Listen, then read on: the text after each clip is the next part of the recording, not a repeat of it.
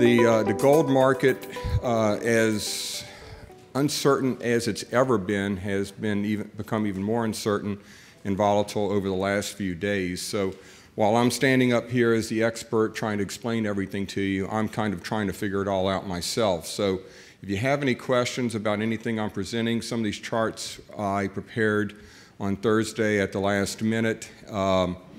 So, I'm looking at them for only the second or third time myself. So if you have any questions, spit them out, and we'll try and figure this out together. What I'm going to try and show you is a short, intermediate, and long-term picture for gold. But first, let's do a little review of where we've been. As you can see, this is the long-term bull market in gold since 2001. So we went through a nice little correction right here, and the important thing that we can see here is that over the long term, that's not much at all. So it's kind of a seasonal thing, nothing that if you look at the big picture, we really need to worry about too much. But over the next couple of weeks, that's going to be really tell the tale here. This is what's happened over the last week. This is a 6-month chart of gold. As you can tell, this week we had a precipitous drop in the metal. We've gone through both the 200-day and the 50-day moving average. This is the kind of thing that the charts were predicting for some time. But gold was resistant to this. As you're going to see in a moment, the mining stocks, silver, et cetera, were predicting a fall coming up, a correction in gold. We did not get it for some time. Gold still maintained and resisted the trend. But finally, it's broken through. So where does this get us? Let's look at where it was beforehand. The reason why I maintained a fairly positive stance on gold, despite the fact that the mining stocks were not underperforming, were not recognizing that gold was in a bull trend, despite the fact that silver was underperforming, I still maintained a bullish posture on gold because of this: higher lows and higher highs, stair-step fashion. Now this little sideways action is the question mark. Was that a low, or was that just a little sideways action? If it was, then this could be a higher low and we could still maintain that bull market posture. The next few days, which always seems to be the case in gold, but the next few days will really be important to tell whether we're going to rebound from this sell-off. Now this sell-off had a lot to do with things outside the gold market. Yes, the mining stocks were predicting it. Yes, silver's underperformance was predicting a correction in gold, but there was a commodity washout this week. There was the verge of a liquidity crisis in the commodities, not just the precious metals, but across the board. Oil lost 4%. That's tremendous in one day. And a lot of this was because of some incipient weakness in the Chinese economy. China is cracking down on a lot of the shadow banking and other issues, and that's drying up liquidity. And it's drying up liquidity not only in the metals directly, but as a chain reaction from the paper metals, the futures markets, and the traders looking at what's happening in China and selling them off. Now, what precipitated it for a lot of, for the whole sector, what helped precipitate it was the Fed meeting, which concluded on Wednesday. The Federal Reserve came out with a fairly hawkish statement. Expectations went from about a 70% likelihood of a rate hike in June, at the June meeting, to about 97%.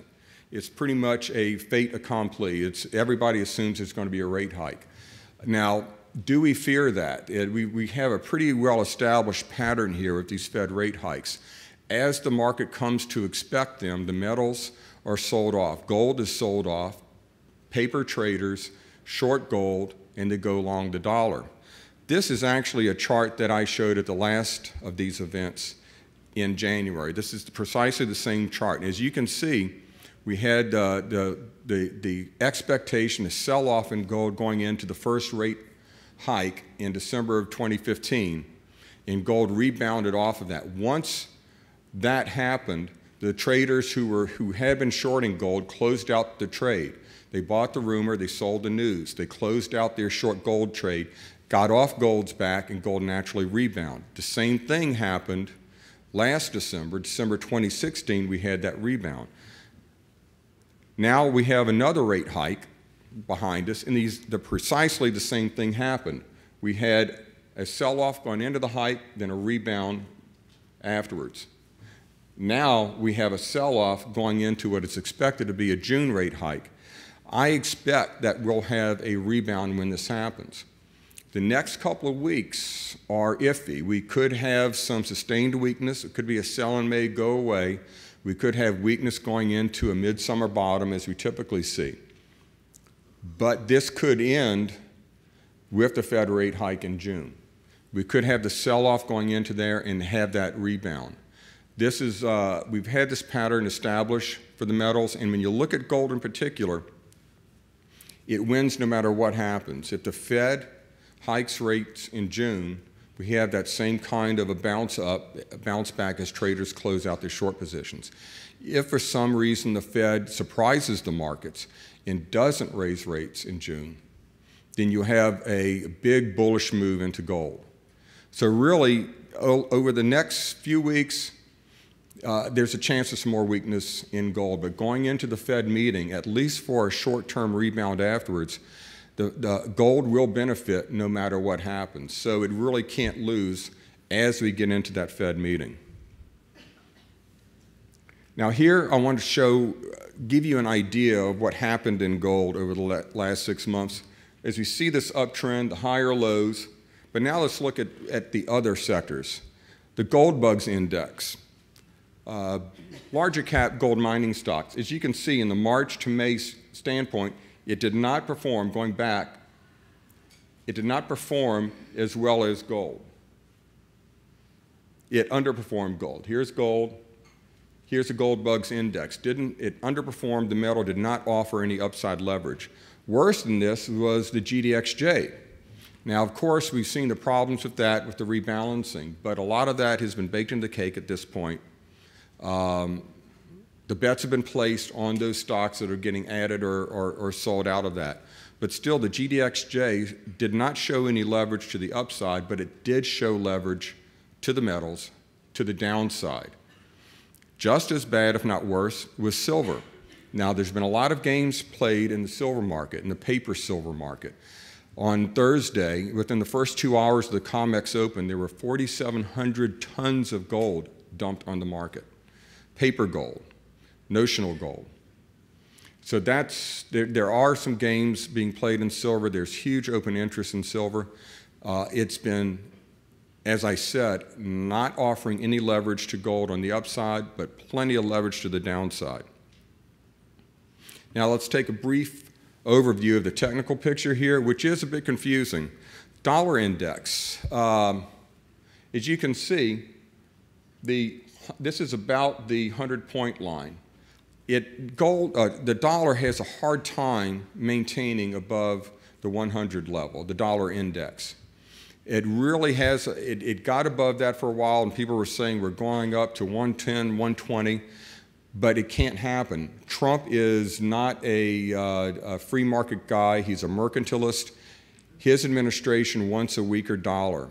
So they're not going to allow the dollar to get much over 100. And in fact, what we have forming here is a reverse head and shoulders pattern in the dollar. And what the neckline is at 99.23. It's pierced that neckline going down. It's 98 and change right now. So this is a crucial level for the dollar. A lot of people are predicting with higher interest rates, we're going to get a rebound in the dollar, some dollar strength. Technically, it looks like we're not going to get that. And of course, over the short term, that's bullish for gold. I like to watch the 14-week stochastic for gold. It's a momentum indicator. And the key here is having an extended rounded top, as you see here on the stochastic, as we had in the 2004 to 2007 timeframe. An awful lot of money was made in not just the metals, but in the mining share markets, as you'll remember, in that 2004-2007 timeframe. When that stochastic is above the 80 line for any period of time, and you have that extended top, that means the metal is maintaining upward momentum. In contrast, from 2011 to 15, you'll see the very sharp tops in that stochastic. That means any upside momentum was quickly turned back to the downside. We didn't have any sustained momentum. We had that rounded top last year. And of course, we had the extended bull run from January through July, through August and September of last year. We had that rounded top. Then we had the correction, and now this is where we are right now. The key here is that going to sustain? Are we going to reverse back to the downside and get into a pattern that was more of what we had from 2011 to 2015? The next couple of weeks, again, will tell. Gold's Bollinger Bands predicted a upside breakout when they pinched here. Then they started to the downside. I get these charts, by the way, from the chart store, chartstore.com. A friend of mine, Ron Grease, does them. And he said, this chart is actually a week old. Does not take in the price drop of the last week. But the Bollinger Bands did predict that the rally in gold had peaked. And in short, predicted the sell-off that we had. Silver, the same thing. We have that rounded top here, but we're on the downswing now, and we failed to break through that trend line. So again, the next week or so is going to be very important for silver. Copper is interesting in that it has already started on its downturn in that stochastic. As you can see, it's actually nearing the bottom. So we would very likely have a week or so of weakness in copper, but copper is due for a turnaround. And of course, after the sell-off that we saw over the last week, just about everything is due for a rebound. Virtually the entire commodity sector is in oversold territory. Now let's look at the big picture. There are bullish factors for gold going forward. These, again, are virtually identical to what I told you in January. And I think I'm repeating them because I think they've played out accurately. Trump tweets, I don't recommend buying gold on geopolitical issues that tend to fade and resolve themselves within a couple of days. But President Trump has managed to maintain a consistent level of anxiety in the global markets that I don't think we've ever seen before. I think it's safe to say that. And I think that we've had a level of an undercurrent of safe haven buying in gold, in physical metals, that have helped supported it even as the greed factor has waned. In other words, as investors, as speculators sold off some of the metals equities, there was still enough buying in the physical metals, still enough safe haven demand to keep the metal supported. We still need, though, a monetary reason to keep the gold bull market in effect. There are some of the other reasons why I think Trump will be bullish for the metals is a favorable view toward gold in the monetary system. In fact, on the short list for Trump's next FOMC, next Fed governor appointment, is a woman named Judy Shelton, who's actually a longtime gold advocate, an advocate of actually a gold standard. And she is very likely to be the next Federal Reserve Board member, if not the next chair. And coincidentally, she's appearing at the New Orleans Investment Conference this fall. Potential for stimulus spending, we're going to see that after tax reform, if tax reform gets enacted. Potential for economic growth. If we have Trump's tax reforms, if he does pass them, and we do get resurgent economic growth in the U.S., that's going to unleash price inflation, which was the real reason to buy gold in the first place throughout all the quantitative easing. There is, again, a weak dollar bias by the Trump administration. There will be increased deficit spending, and I'll get onto that in a minute. Sector rotation, as the stock market falls eventually. We've had sustained strength in the U.S. stock market. That is going to end at some point. When it does, there'll be substantial funds reallocated into gold, as we've seen time and time again. It won't take much to move the gold market, not much at all, especially considering how much of global allocations, capital allocations, are in equities right now. Just a minor shift into gold will really move that market. Now, the Fed's inclination to allow inflation to outpace rates, as you're going to see in a moment, inflation is already at the Fed's target. They're not going to get ahead of it. They practically, fundamentally cannot raise interest rates to any levels that would be considered normal. The debt loads are just too great. We will have negative rates for years to come, and that's the big story. Real interest rates will be negative. Rates are rising, but so is inflation, and because of that, we have a negative real rate environment. Gold trades inversely to real rates. When rates are falling or negative, it benefits gold. It's a tremendously bullish environment for gold. Again, the CPI inflation is already above the 2% level. It's already overshooting the Fed's 2% target, and they are not going to get ahead of it with rate hikes. Real Treasury yields are falling despite rate hikes. Last month is the black line, the blue line is this week. As you can see, generally, they're much lower. These are real rates adjusted for inflation, much lower than a year ago. The yield curve is flattening, and real rates are negative from 10 to 20 years out. From the 10-year bond to the 20-year bond, they've been negative. That's tremendously bullish for gold. Real rates should be negative for years to come. Here we see UBS predicting real rates will be negative through 2017, but the St. Louis Fed not only agrees and predicts, but argues that they should remain negative through 2019. So we are going to have an underlying bullish argument and bullish environment for gold for at least the next couple of years. So, longer term, and this is whenever I speak to audiences, whether they're new to the gold sector or experienced in it, we have to bring it down to this basic fact. A rise in gold prices is inevitable, and I'm going to show you why. The purchasing power of the US dollar. This is since 1965, the purchasing power of the dollar. And why do I start this in 1965? Does anybody know? What happened in 1965? Yes, sir. Silver standard. Yes, they removed silver from the United States coinage. From that standpoint, from that point in time, the US dollar has lost 87% of its purchasing power, and this is by the government's own CPI measurements. So the dollar's purchasing power has, in our lifetimes, essentially been destroyed. But nobody realizes that, or nobody really recognizes that. What's happened over the same time frame? As you can see, while the dollar purchasing power is going from the upper left to the lower right, essentially the opposite was happening in gold. Now, obviously, there are a lot of wiggles in that line, but it is from the lower left to the upper right. And it has been responding to the depreciation of the dollar.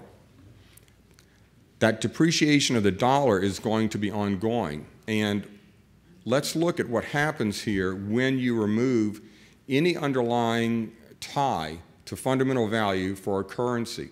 It allows the government to then spend, spend, spend.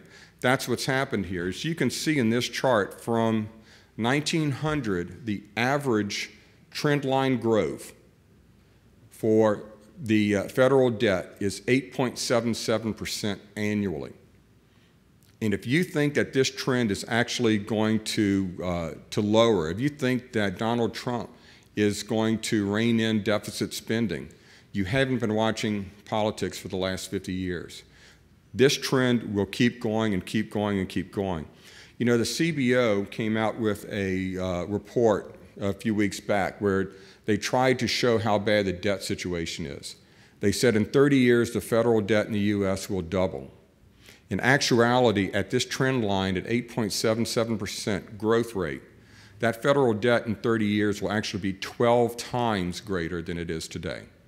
It's going to reach 30 trillion by December 2021 at this rate, and it's at 20 trillion right now.